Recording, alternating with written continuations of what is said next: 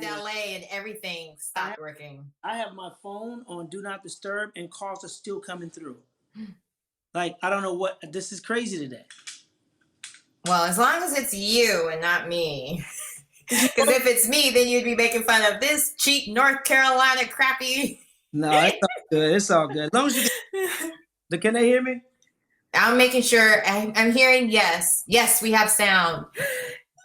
You know what's funny? Because now every time something happens like this, it's referred to as a Teddy Riley moment. Like he's now a lexicon. Like we have the Teddy Riley moment. I'm feeling very special to be in Teddy Riley company, though. I mean, let me tell you a funny story about Teddy Riley and the whole group. My middle name is Guy. Okay, so let's start this off like this. My middle name is Guy. Right. My first name is Robert, right? Okay. I started using Guy in college because when the group came out, all the women like, oh my gosh, a new group called Guy. We love that name. And I was like, that's my middle name. I never used my middle name before. And when the ladies liked it, I was like, you know what? Bam, I'm using my middle name. And that's how, because some people think it's not my real name. No, that's my real name. I named it after my dad. So that's her name on my birth certificate, on all my legal documents, Robert Guy Torry II. That's funny. So you changed your name just for the group Guy. I would never guess it. Well, I mean, you went and started going by. I've always gone by my middle name because Camille's my middle name. I thought Guy was a stupid name, and Robert was corny, so I went by Torry. I went by my last name. Oh, because I was going to say, I'm surprised you didn't go by Robert Guy, but now that makes sense if you didn't like Robert either. Then I used to go by our Guy Torry. He's our guy. Look, keep it up. Everybody's going to have all your bank passwords with all these names you're giving it, all your aliases. My passwords are crazy. People won't figure them out. Okay. But don't try, y'all. Don't try. I mean, you did go to Trump University, so. Got kicked out, though. Got kicked out of Trump University. I didn't grab by the hoo-ha, so they kicked me out. Is that the qualifications to graduate from there? You got to grab by the hoo-ha. You got to have a Me Too moment and not a good Me Too. Well, I'm glad you haven't because, I mean, I've been in the same studio with you before as well as I've seen your act in person and you're hilarious. Yes. And you name names and what? Say what? A little adult, but it's I drop a lot of knowledge too. I would say it's full on adult. It's one of those moments where you really have like a vacation from your brain because you're just listening to your stories, visualizing them and laughing. I mean, like tears almost the entire show. And that was like, man, because it was the first, it was the first date night my husband and I had in a very long time. You got to have those date nights in your marriage. And, we're a different kind of couple in the South. And so it was like all Black audience for the most part. And it was, I mean, we were crying, laughing. Just both could identify with all the stories, especially him being from California as well. And we met in LA. Right. But your shows are amazing. Thank you. I appreciate that.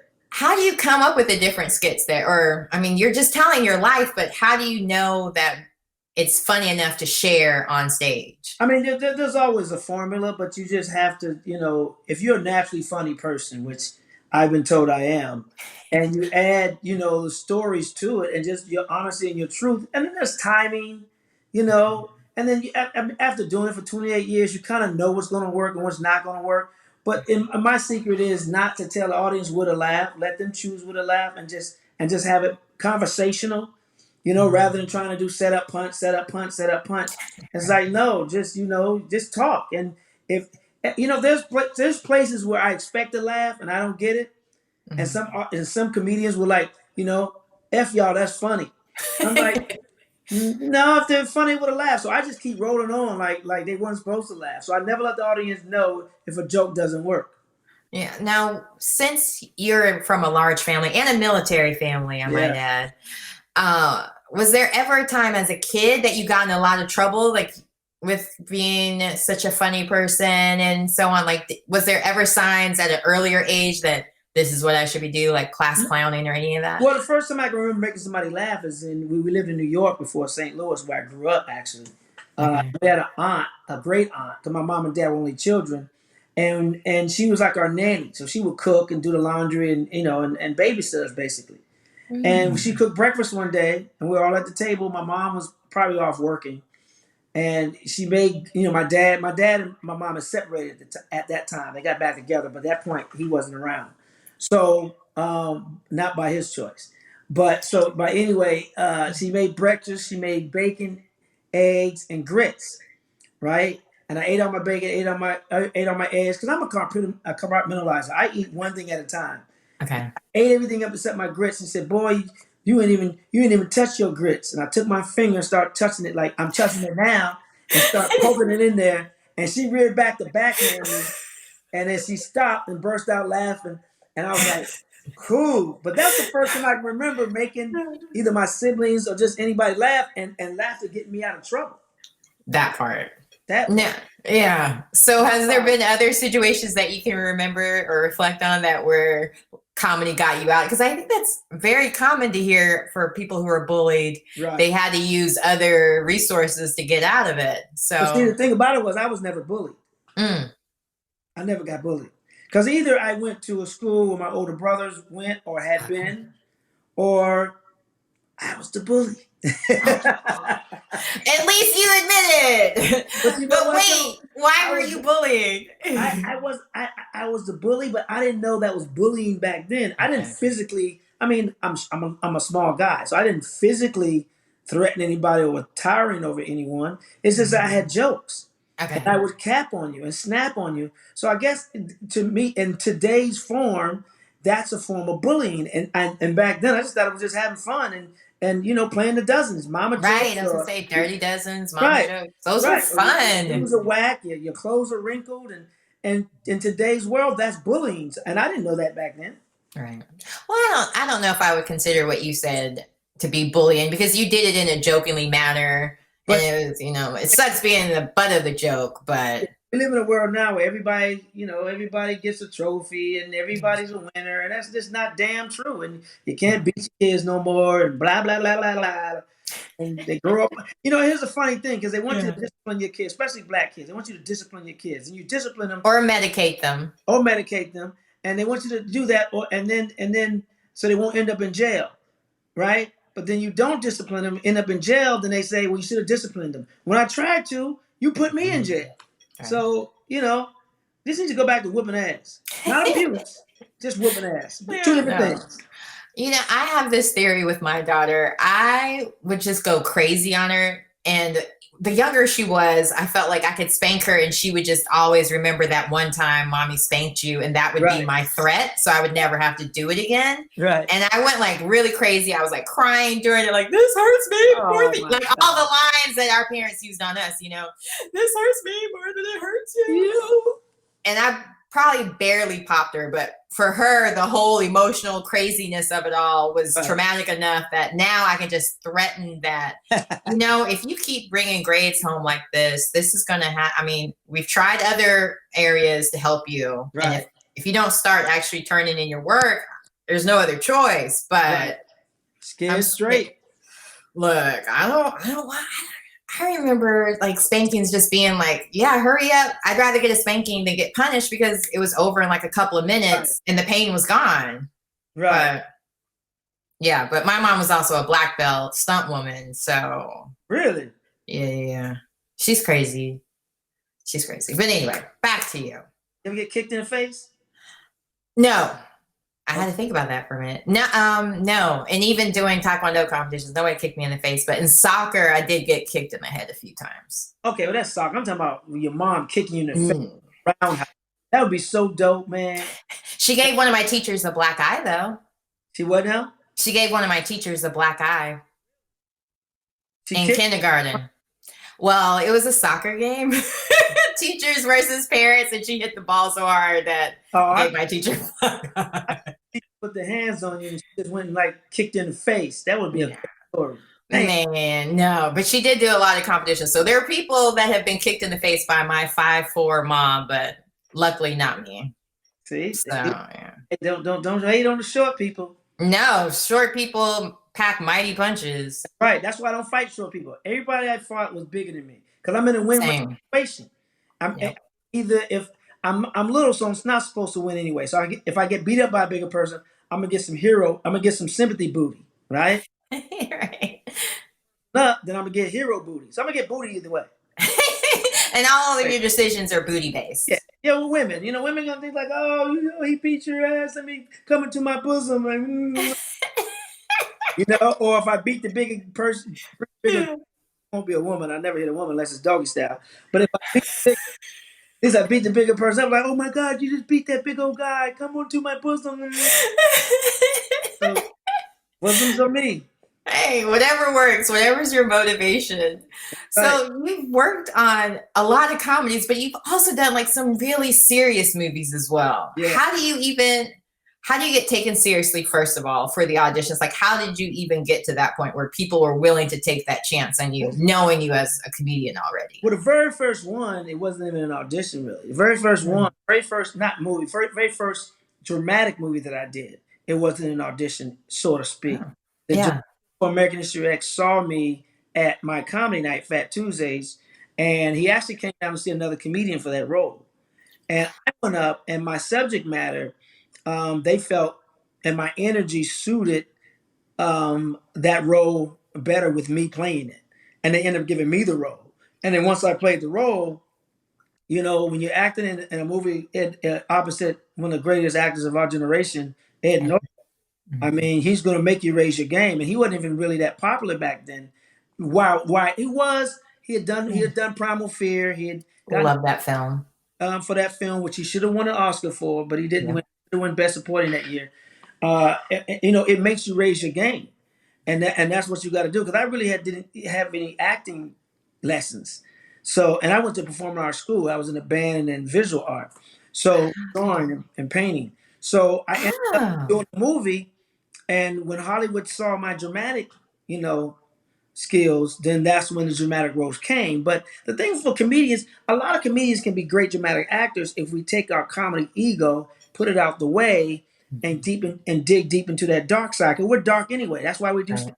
We're dark individuals. So if we can Yeah. if we can can our ego and get to that dark side, we'll make some very great dramatic dark, very, very dark actors because we have a dark side. No, But the I thing would about it agree is with that. instinct is to find the joke. Comedy is truth and pain. So whatever is bad, we automatically train to find the funny in it. But when you're acting in a drama, you have to like cut that off and not go to that funny side and find that dark side and tap into that and be vulnerable enough to do it. Yeah. Now, how was it working on a set where, especially with American History X, being that it was such a sensitive, with it being Nazis and all of that? Like, It how was did that? it was Yeah. hell because the Yeah. director was Jewish. He's Mm. kind of a method director. You heard of method actors. I never heard of method director, but he wanted real skinheads on the set. So they brought in from Orange County, California, buses full of skinheads as extras because he wanted it real. He wanted the real tattoos, the real look. So a lot of days I was the only black on the set.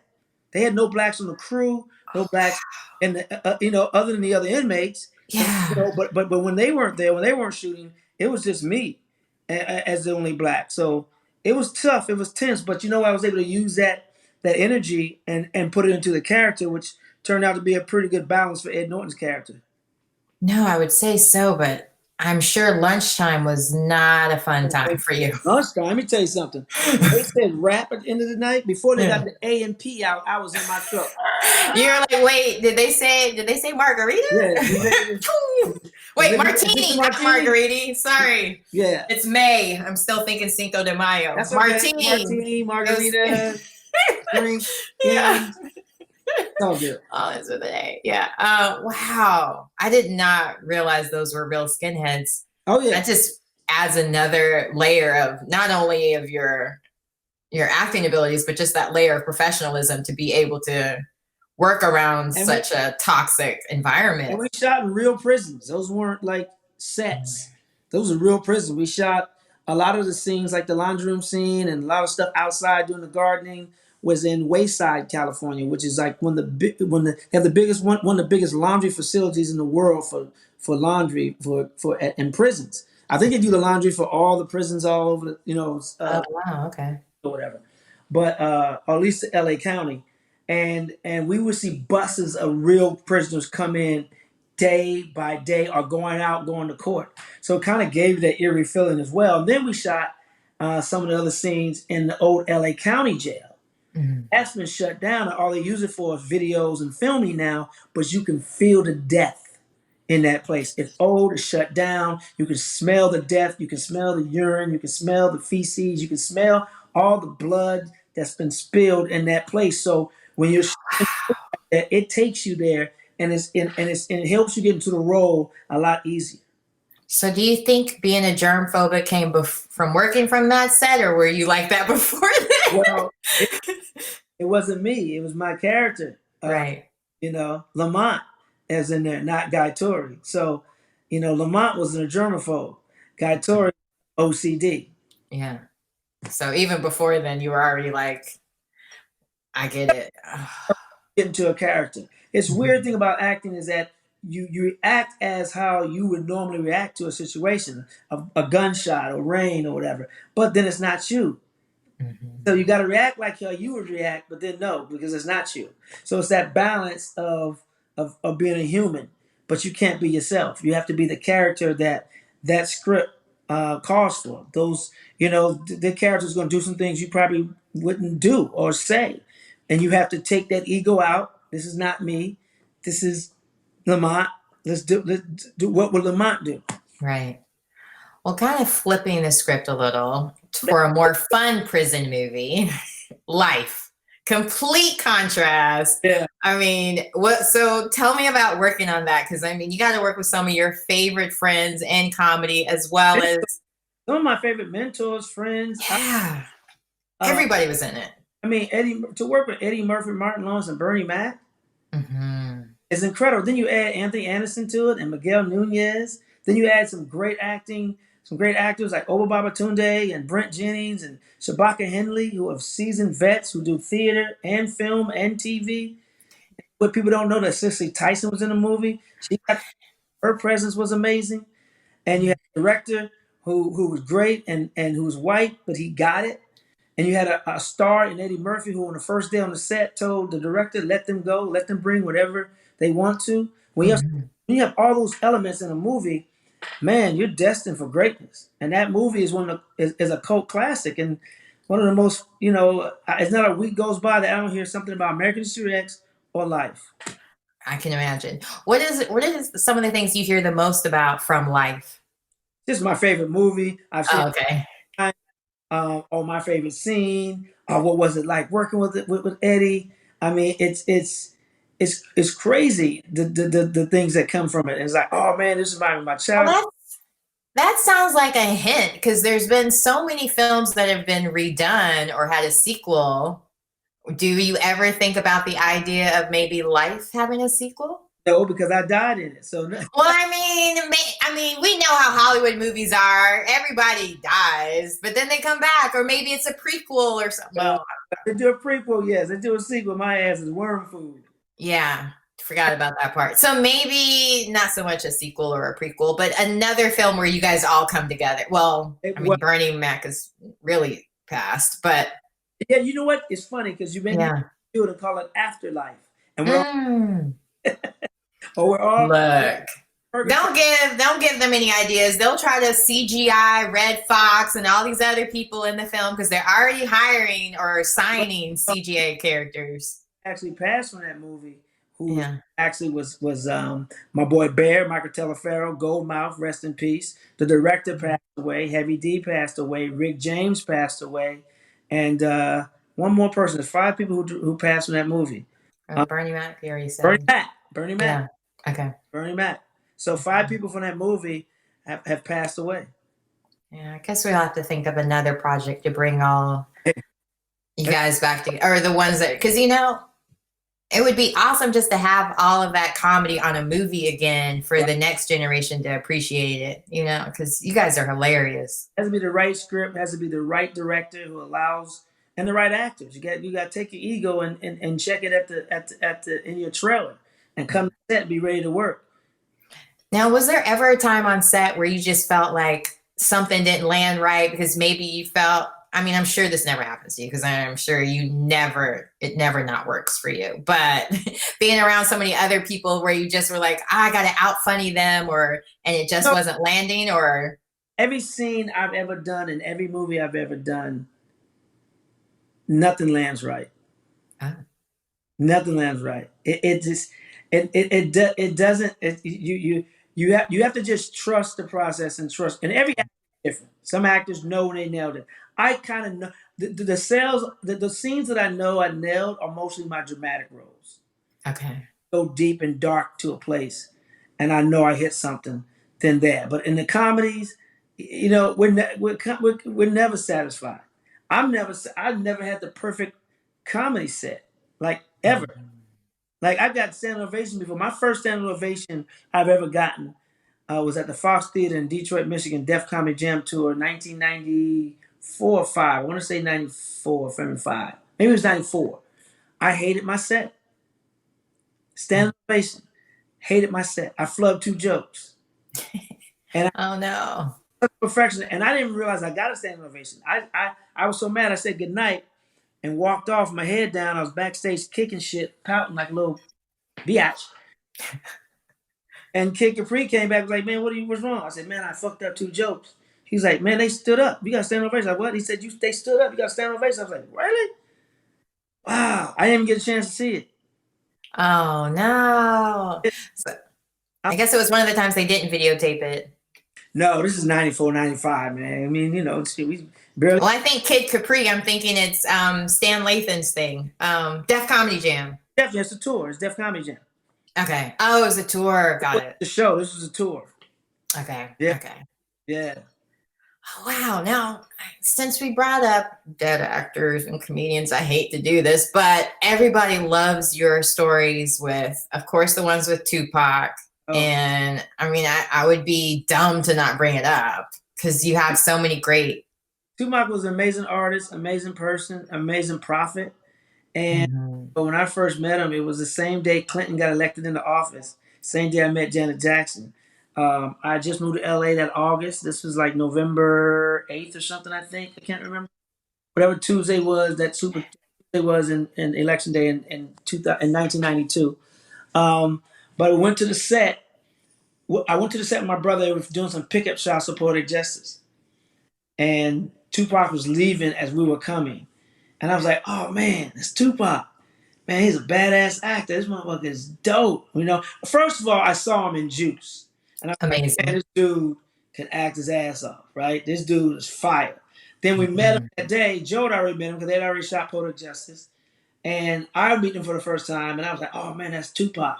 And he had snapped and went off on a tangent about some dude he was going to ride on. He was going, the trouble he was in. And I was like, I was standing there after that, like, okay, that Negro wasn't acting. That's him. That's really him. So And I've heard, yeah. and my brother was like, "Yo, man, you're a star now, man. You get somebody else to handle that business for you. You don't need to do that no more." He's like, "You right, Joe. You right, Joe." But then when I was doing stand up, man, he was always giving me advice. Always telling me to get out my brother's shadow. Always telling me, be original, man. And always supporting my shows, man. So Tupac was a great dude, man. There was several times I could have hung out with him, but I didn't because I ain't gangster like that. I mean, I ain't gonna lie. I'm from the streets, but I ain't street. No, I mean, if you did ride with him, who knows what would have happened, how Right, things could have changed. right, So we're glad that you're here with us, the living. right, right. But you probably would have some really great stories to share, Oh yeah. hanging Oh out yeah. with Tupac. I'll be sharing them soon. I did a series on the Tom Jordan Morning Show called Mm-hmm. Three Stories, Mm. and I'm bringing it to video. Oh, Long before really? everybody else got on quarantine, they start telling their stories. I was telling my stories in 2018 on the Tom Jordan Morning Show, and they're gonna be expanded stories, more adult, more Mm. raw, more edgy, more vivid, more colorful, more flavor. Uh, and they're coming soon. Tory stories. Now, so it's coming soon, like in the summer or closer? Well, I I got mean, 8 this summer already is like a shot. couple of weeks ago. Yeah, Yeah. I got 8 already shot, and Oh, I great. got more to shoot. I just got we're in the editing process now. But you know what? There's a couple of studios that are interested in them. I was just going to post them on my YouTube, But Yeah. somebody said, no, those are interesting stories. We can do something with that. So I'm like, okay, cut the check. Look, for real. Cut the check. Because YouTube don't monetize like it used to. Anyway. But since you brought up flavor, you've been another thing that you've been recording pretty regularly is your Taco Tuesdays, Oh, good which segue. I'm sure Look people at are that. very mad at me. Good Oh yeah. segue. Oh, No, you yes. know. I've been looking forward to this for a month. So yeah, I'm ready. I heard you say flavor and I was like, speaking of flavor, tell me about the Comedy Kitchen. Comedy Kitchen, man. Actually, today, right now, I should be doing Taco Tuesdays. But because I'm not home in my own kitchen, there's no Taco Tuesdays. But there will be Foodie Fridays, which this Friday we'll have the very lovely Shantae Moore in our kitchen. Yes, very, very woman, Awesome. period. So she's doing the Comedy Kitchen this week. Yeah. Got Nichelle Turner from E.T., Emmy Award winning Nichelle Turner. Oh, I love her. We got Donnell Rollins on deck. So Okay. Larry, we got a lot of comedians, actresses, singers on deck, journalists, and so Taco Tuesday. Comedy Kitchen started as a cookbook in 2013 that I was going to do, and then you get busy, and I had meetings and things like that. I got busy, kind of fell by the wayside, and then I was going to shoot it as a show right before the quarantine. 2 weeks off, and then they shut us down. I was like, well, maybe just go live with it and shoot it at the same time. And it turned into I was supposed to we'll do it one time. Yeah. It turned out to be twice a week. It's so good. And I get mad at the fact that you don't like pre-tell us the recipe or what we need to cook. I have to be better at that, and I will. Yeah, if I can get the recipes from Shantae, we're gonna cook this Friday. I'll post them, and then like the grocery list. Yes, I will do that. Because when I saw your picture for the waffles that you did, man. the churro waffles, I was like, cut that recipe. I'm going to go edit all the footage that I saw too, and put snippets of it on YouTube. Okay. Put the recipe on there too. Thank you. I'm building my YouTube page. Nothing yet, but go follow me. Follow me on Instagram right now, you all. Guy Torry, Guytorry. Follow me on Facebook, Guy Torry Live. And my YouTube is Guy Torry too. So yeah, but the Comedy Kitchen is great, man. It's been fun. I like to cook. It's been an experience. It's like comedy. I'm creative, like stand up. It's all about putting some love into it, but it's also about the presentation. And that's all the ingredients for stand up. I'm gonna have you looking on the funny bone. By the end of my show, or by the end of my cooking. No, it's funny because even in your bio, you mentioned that your comedy is like a gumbo of different artists. So it always goes back to food. And I wrote that long before Comedy Kitchen. I mean, I wrote that long cookbook. I had that line. So it's always there. I mean, God prepares you for stuff earlier in life to deal with later, to work with later in life. So it's always there, man. It's like I said, I was born to be a comedian. I didn't find it. It found me. And that's why I stay true to stand-up, because that's the girl that brought me to the dance. I always put stand-up over a lot of my other talents, but stand-up is the one that's feeding me. Not right now, because well, of course, I ain't got a dime coming in from stand-up right now. But thank God there's residual checks and these projects I'm working on. Yeah. Well, I want to talk to you about the projects you have coming up. Is there anything that's coming that we can look forward to seeing soon? Because we're running out of Netflix shows to watch. You know what? It's funny because I was actually supposed to be shooting a movie right now in Miami. It got pushed to September. So I Possess, we're going to shoot later this year. I'm working on a project I can't really talk about. That's a major project that's really going to take me to a whole new level in this entertainment industry. And still my comedy special. I still haven't done a stand-up special because specials ain't really special no more. So the one I'm going to do is going to be epic. So it's going to be fun. Oh, I can't wait. And I know a few years back you were involved in a roast, and a certain person kind of bombed. I won't say who. Doug Williams.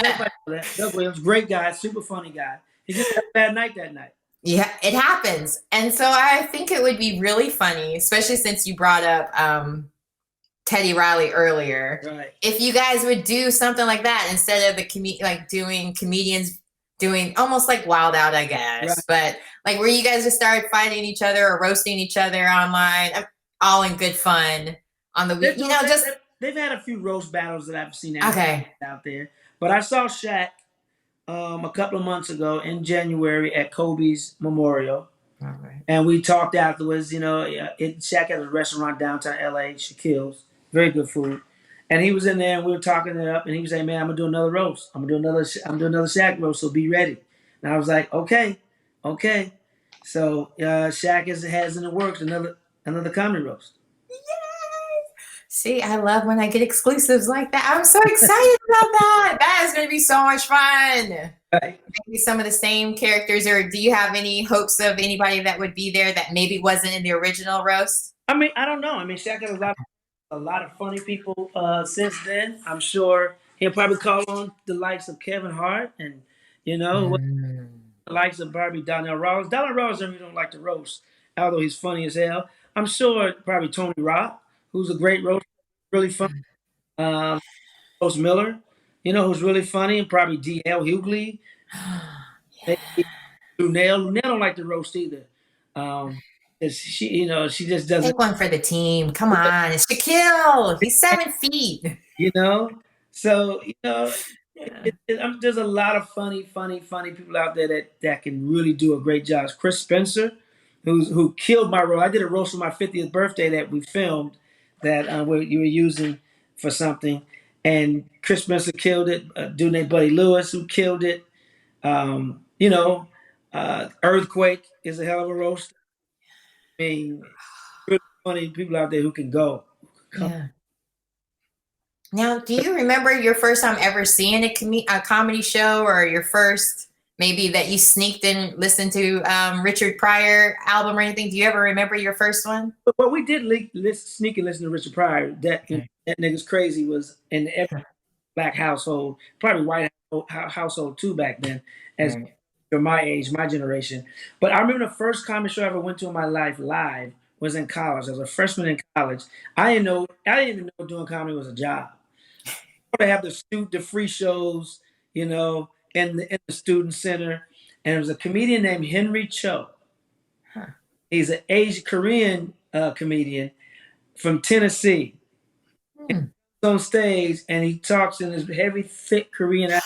Oh, I know who you're talking about. Yes, and then he goes into his Tennessee voice and it totally flipped. It's like, whoa, and like that's the first comedian I've ever seen live, and I still haven't met him today. I've been doing comedy Huh. for 8 years. I bumped into a lot of comedians on the tour, on the road, and never bumped into Henry Cho to say you were my first live stand-up show. Oh, wow.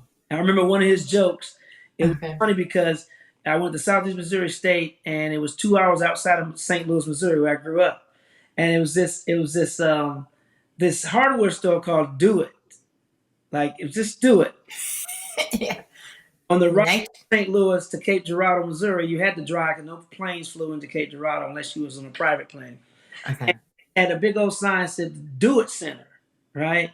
And his joke was like, I was riding up, 55, and I saw a big building said Do It Center. Like, is that where you go learn how to do it? I mean, it was just like joke after joke. I was like, because I used to think that the same way. I wasn't even doing comedy, but every time I saw it, when I drove home or drove back to campus, I would see the Do It Center. I'm like, man, I wonder what goes on in there.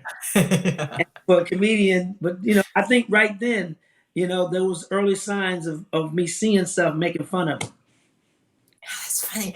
Now, your road to being a comedian wasn't complete. Like, you didn't start off in entertainment. I mean, like, you worked regular jobs first. Yeah, I did. I Eh, worked at a WIC program in St. Okay. Louis. Worked as a cashier and a stocker in stores in St. Louis. When I got to LA, I worked for WIC, which is Women, Infants, and Children in St. Louis. I used to be I used to WIC have to use recipient. WIC. Yeah, Mm-hmm. good program. You learn a lot about It's great. nutrition and how to feed your child and make them grow up, healthy, and about breastfeeding. It was funny because I used to be in the as a WIC technician, I used to write the vouchers, right? And Yeah. a lot of moms, especially black moms, had a lot of pride. So they didn't want people to know that they were on this government Mhm. assistance. So I'd be at one of my other jobs, and they come into the store with their kids, and the kids would be like, "Mama, mama, that's the WIC man." I tell the kids, "Shut up, boy, shut up." Out loud, looking around like if anybody heard them. I'm like, "I heard you." Or they're there, because if you were on a WIC, you had appointments, and our Mhm. classes in St. Louis, our WIC appointments, you had to go to a 15-minute nutrition session, and a lot of them hated that session. So someone would miss their appointments and see me in a club. Hey, I missed my baby ain't got no milk. Or or can I schedule an appointment? Or can I skip the class? And it was like, nah. First of all, this ain't the wig office. Right. If she was cute, I was like, hey, Give me your name and number and I'll make it happen. yeah, you can breastfeed me, baby. Oh wow. Yeah, when we first moved to North Carolina, I didn't have medical insurance when I found out I was pregnant. So paying for all of that, Right, one of my girlfriends like, you just need to sign up for WIC. They'll help you out in case you need a breast pump or anything, yeah, like, because they're expensive. yeah, And so I signed up for it, and it, like, just overhearing some of the issues, some of the moms that weren't breastfeeding, yeah, as far as like they ran out of the special soy if your kid was allergic, and so they right, didn't have anything to right, feed. Like, just hearing all those stories kept me breastfeeding longer than I probably should. Well, no, it worked out because I had to wait for her to get off of her dairy right. allergy. But No, it was a good program. yeah, it's a great program. You don't have, it doesn't matter how much money you have to qualify for it either, Not at because that all. was the Well, problem. I couldn't get other well, stuff. in Missouri, it did. Okay. In Missouri, Oh. you had to qualify medically and financially. If you were over, Oh. yeah, I think maybe the qualifications weren't as high as for the other stuff, because that was, I couldn't get food stamps, I couldn't get anything else. I could only qualify for WIC, right, whatever it was. right. No, yeah, WIC, they did have their limitations. If you're a foster mom and, Mm. and you could qualify. If you adopted some kids, then you automatically qualify. But yeah, WIC was yeah, it was interesting. I bet working in that situation is a lot of stories you can use towards your comedy act as well, or just Right. a lot of different characters that you can And use as I haven't really method. brought it on stage yet. I really, Oh, I've gone into it a few times, but yeah. not really, really. Well, I'm sure you have so many funny things to choose from that you haven't had to go back that far yet. Oh well, yeah. Yeah, it's a busy man doing some busy things. Yeah, working on some new comedy right now. That's the thing. Yeah. This quarantine, just writing some new stuff, and a comedy kitchen is taking so much of my time, but you know, I got That's to find okay. time to get this new material in. I mean, it's a great way to interact with people because, I Yeah, mean, I have family and I still get, like, I miss people and need to talk to people on a regular basis. So that's obviously why I started my show. But I want to go back because I just remembered something. You were talking about Shantae Moore is going to be your guest Friday. yes. And one of my good girlfriends and we all worked with Shantae Moore when she filmed here in North Carolina for Shake, Rattle, and Roll. It was like a Okay, Dream Girls type character she right. played. And my girlfriend was one of the other singers with her.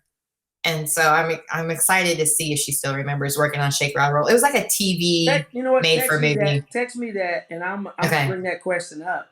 Yeah, But because a friend of ours, he sent us a bunch of pictures from behind the scenes just recently. right, So I mean, I had forgotten all about that movie because honestly, I was a stand-in on it, and I right. got my audition to be in front of the camera, and I left halfway through production, and they were kind of mad at me. Yeah, So you can't do that. man, that was a SAG. It was Dawson's Creek. I be daggone. Oh, Nobody remembers Shake, Rattle, Roll, but everybody remembers Dawson's hey, Creek. I did a play with Shantae Moore, man, and she's a Ah, really talented actress. Her comedic she's timing phenomenal. is insane, and she should have been, I think, had her Mm. own sitcom. She's that funny and that good. Well, work on it. You can write her into something. Yeah, So yeah. you got all these productions going on. So speaking of that, who else would you like to do a movie with if you could? Whether somebody you've already worked with or somebody you haven't yet. It's just Directors, anything. too many people, man. I mean, Okay. Denzel, Don Cheadle, Mm. Delroy Lindo, Leonardo, Pacino. Come on, De Oh, Niro. I'm noticing now they all sound the same. You're Yeah, I just know, right? using vowels. DiCaprio, Pacino, De Niro, all the Yeah, I old could ones. see you on. Do you ever watch Black Monday with Don Cheadle and Regina? Oh yeah, man, Regina Hall. That show is Yeah, crazy. I could see you on that for Don's a sure. hell of an underrated actor, man, and He he really does it is. for the craft. He doesn't do it to be in the limelight and spotlight. Mhm. He does, and neither does Denzel. They do it the way they're supposed to do it. I mean, you got Idris Elba, who's a beast as well. Yeah. I mean, a Brad Pitt, I'd like to work with. Man, it's so many. You're naming a lot of men. Have you noticed that? Yeah, because you know why? Because dramatically, Yeah. I'd like to do some scenes where we're going at it. Mhm. Women Oh, wise, I okay. worked with Halle Berry before. I have worked with Halle, but as you got to look at it, I'm a male actor, so the guys I look up to are going to be male actors as far as like the certain That makes roles I sense. want to play. Now, as far as actresses, I've acted with Cicely Tyson before. Right. Halle Berry, I learned a lot from Halle Berry. Now You tell know, us, what'd you learn from her? I did a film called. I was in a film. I didn't do it. It was in a film called Introducing Dorothy Dandridge. I had a very That's small right. role. I You had were a the small role. ex-husband. I had one line. I was in the cafeteria scene at the vending machine, and I was man Oh. in blue shirt. But what I learned from her is Oh, that's right. It was Oba Babatunde that was Oba her husband. Babatunde. Yes. That's right. Okay. I was like, So wait, you were her husband? Never mind. no, a little taller than Oba. Not as good as actors Oba. Look, I've worked with him too. He was the principal of Dawson's Creek when I worked on Yeah, it. yeah. Yeah, Oba's a but great guy. yeah. Great guy. So Mhm. I saw Halle work, man, and just her work ethic was sick. Her respect for the craft, what she brought to the craft, what she brought to the Mhm. role, and her respect for other actors, and her respect for the people behind the scenes. Yeah. The PAs and the script supervisor and the camera people. Just respect all the way around, and I learned that respect that I'm watching. Not that I wouldn't have been because I started as a PA myself, but to see someone of that caliber, where you hear about all these divas and all that stuff. Nah, she was none of that at all, and delivered. So hats off to Halle Berry. Not because she's fine, but because she's just a joy. Mhm. I've heard. I worked with Cicely Tyson as well, and she was the same way in that sense, where Yeah, she was just. I think it's something about the more established you are in the film industry, the more you realize it's the network, it's the people around you. Cicely Tyson Yeah. has an aura about her, an energy Yeah. about her, and I had her in my bed actually. Cicely Tyson a couple of You years. would I see. Don't keep nothing to yourself. Telling all the tea. I had her in my bed. Okay, Cougar. No, she was in town doing a play with Bless Mhm. Wood, Mhm. Bountiful, at Bountiful, uh, and it was playing downtown LA. I live downtown LA in a building where there's condos. So one of the Okay. owners of his condo rented his two-bedroom condo to Cicely Tyson for the length of the play. Ah. And so she stayed in our building because it's very secure, very neat, very clean. She was there for a month or so. They loved her. She loved the building. She trusted the building. No one invaded her privacy and anything. They extended the play, so she had to stay over, but she had to move out the condo because the guy had already rented it to someone else and they were coming. And she didn't want to leave and go anywhere else. So he asked me if I would rent my place to Cicely Tyson. I said, first of all, no. She can have it for free. Right. She's an icon. She said no. He said no, no, no. She really wants to pay. She don't want it for free. I said okay, but she doesn't have to. So I had another buddy that lived in the building and had a two-bedroom. So I just stayed in his extra bedroom for the week, and Sissy stayed in my condo, and so she slept in my bed. And so Sissy Tyson was in my bed. See, you're like, yeah, she can stay for free, so then I can use this story that she slept in my bed. Hey, but she slept in my bed. But You ain't lying. yeah, She was knocking the sheets and everything. she Just probably kidding. didn't know what this. She stayed in Boston, but the comforter was sticking to the top.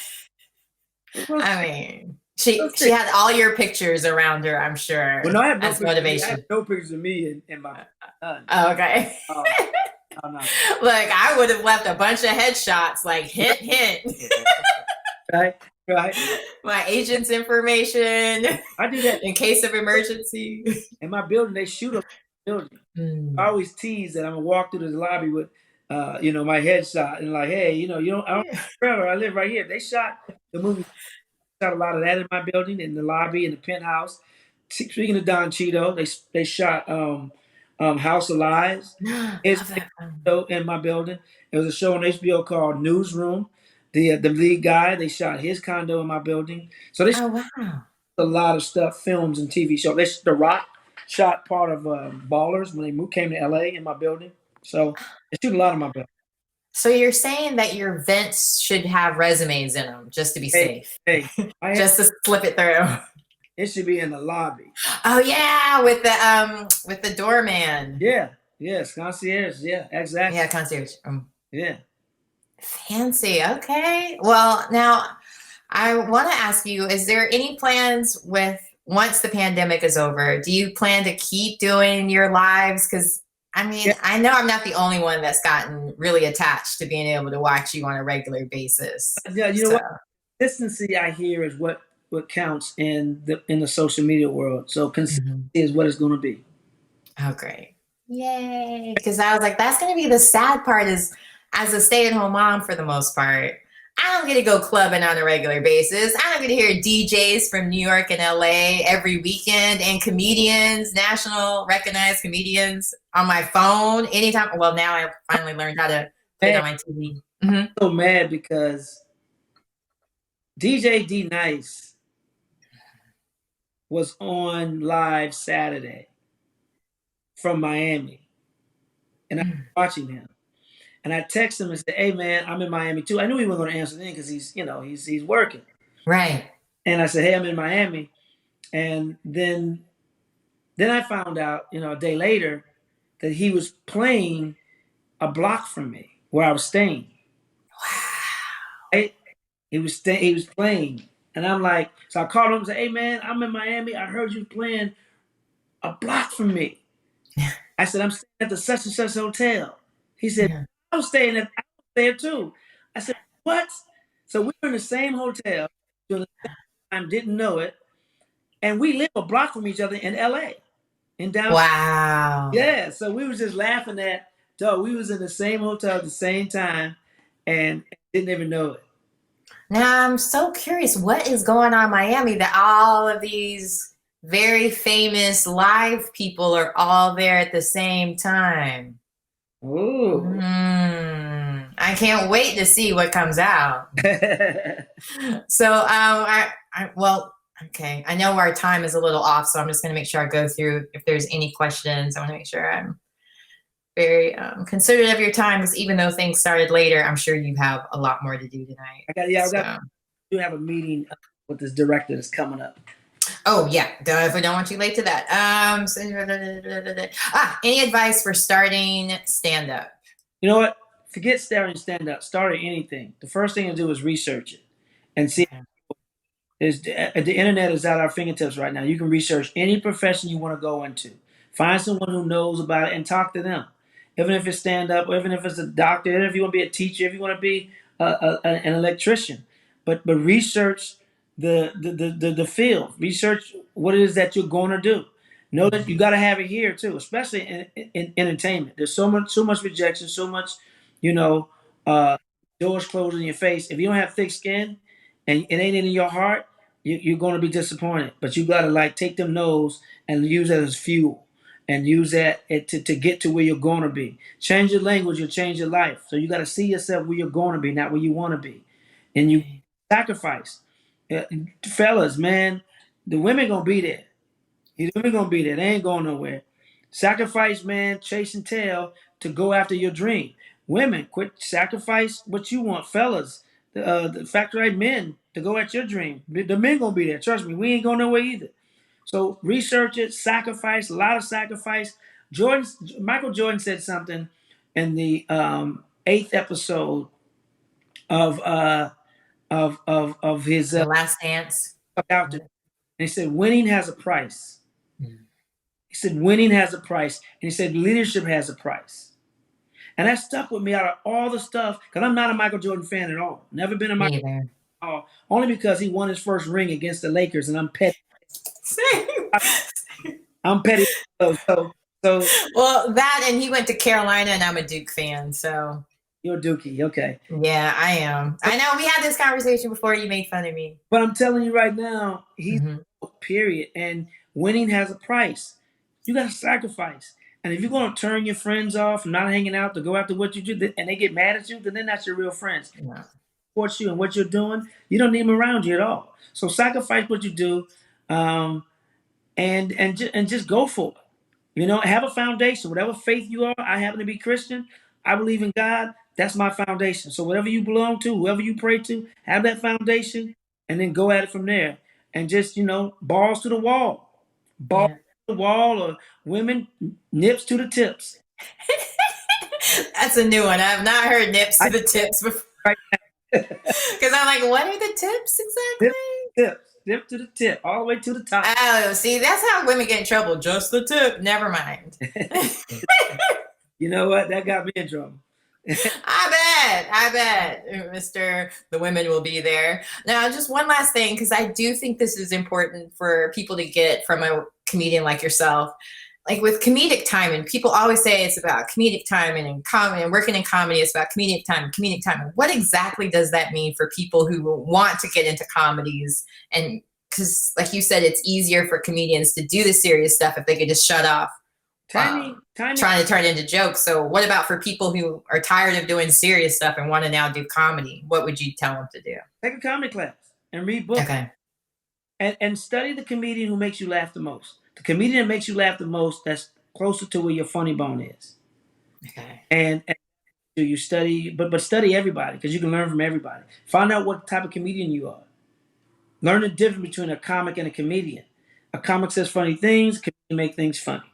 And find out if you're a storyteller, or are you physical, or are you observational, are you political, are you more, improv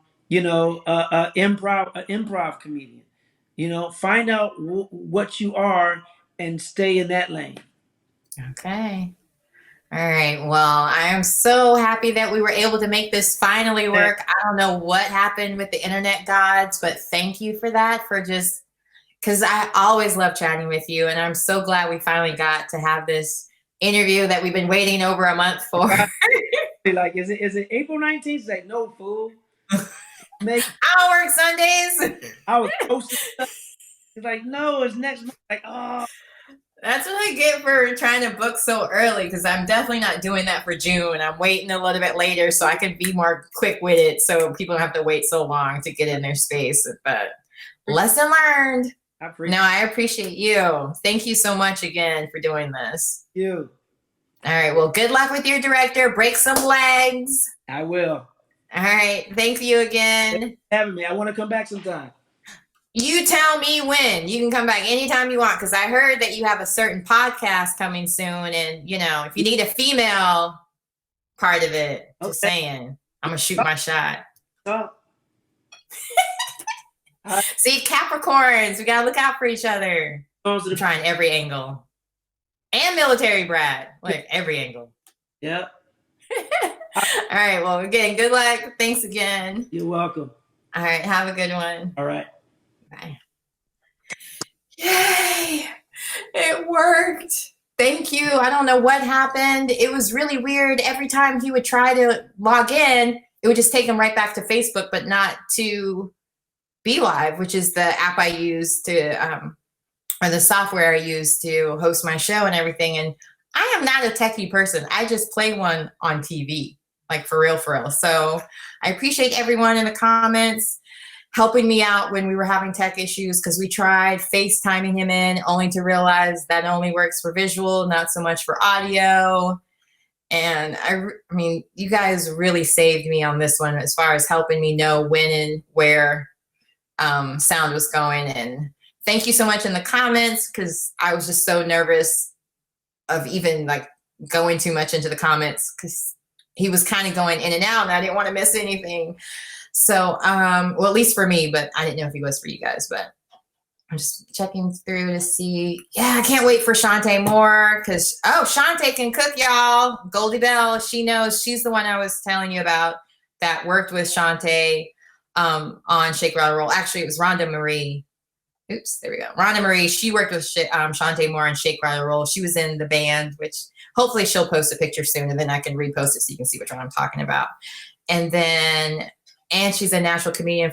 Look, we're about to see another side to Miss Shantae Moore, R&B singer. That's the way I always think of her, as just having that beautiful voice. So I can't wait to hear her comedy side, like to see that side of her. And I think that's pretty much it. So again, thank you so much for dealing with all the tech issues and waiting for us to get back. I really appreciate it. I don't know what happened, and hopefully it never happens again, since it worked its way out, and he was doing the exact same thing, just he didn't give up. So again, thank you so much. Make sure you share. Don't let the E-spot be the best kept secret. The more people that know about me, the more chances I get people like Guy as guests. So thank you again, and I appreciate you guys.